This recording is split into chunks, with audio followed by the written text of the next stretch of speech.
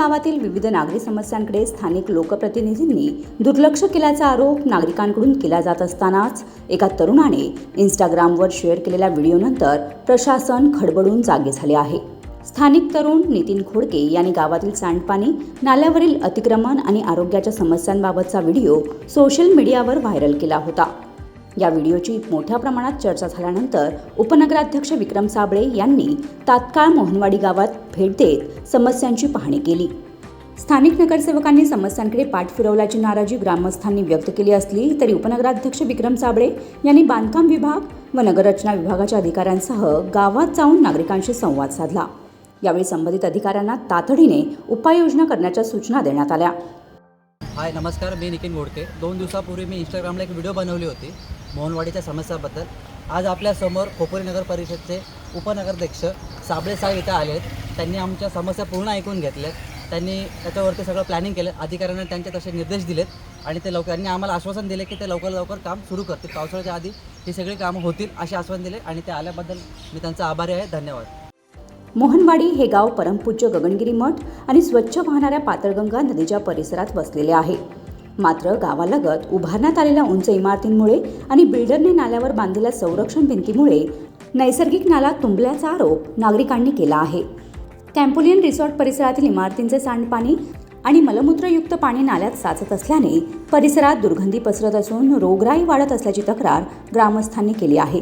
विशेषतः लहान मुले वारंवार आजारी पडत असल्याचेही नागरिकांचे म्हणणे आहे। नागरिकांच्या म्हणण्यानुसार बिल्डरने स्वतःच्या फायद्यासाठी मूळ नाल्याच्या बाजूला नवीन नाला तयार करून संरक्षण भिंत उभारल्या आहेत। त्यामुळे पावसाळ्यात पाणी थेट घरांमध्ये शिरते। तसेच परिसरातील बोरवेलही दूषित झाल्याने बंद ठेवाव्या लागत आहेत। या सर्व समस्यांबाबतचा व्हिडिओ नितीन खोडके यांनी इंस्टाग्रामवर व्हायरल केल्यानंतर उपनगराध्यक्ष विक्रम साबळे यांनी तातडीने दखल घेत संबंधित विभागाच्या अधिकाऱ्यांसह प्रत्यक्ष पाहणी केली। नागरिकांच्या समस्या लवकरात लवकर मार्गी लावण्यात येतील असे आश्वासनही त्यांनी यावेळी दिले। आणि तुम्ही मला पत्र दाखवला की असं मोहनवाडीचा जो प्रश्न आहे ते बरेच वर्षापासून थांबला होता, का मार्गी लागला नव्हता। बरेच लोकांना, स्थानिक लोकांना प्रॉब्लेम येत होता, बरेच हेल्थ इश्यू येत होते आणि बरेच प्रॉब्लेम होते। तुम्ही मला जो पहिला गंगगिरी कॉम्प्लेक्स इथला जो हे दाखवला आहे, मी आज बघितलं आहे। त्याच्यामध्ये मी अधिकाऱ्यांना सांगितलं जो पण बिल्डर आहे त्यांना आपण नोटीस देऊ, त्यांच्याकडून एक रिवॉर्ड घेऊ। नसेल तर आपण काय पुढचा स्टेप आहे मी एकदा चेक करून घेतो। आपले नगराध्यक्ष त्यांची चर्चा करतो आणि टाउन प्लॅनिंगवाले आहे की त्याच्यामध्ये आपण लवकरात लवकर काय प्रॉब्लेम्स आहे। आता मी काय सांगितलं आहे की तिथं जो तुम्हाला त्रास होतो आहे की तिथून पाणी जात नाही आहे, तिथं आम्ही उद्या JCB पाठवतो।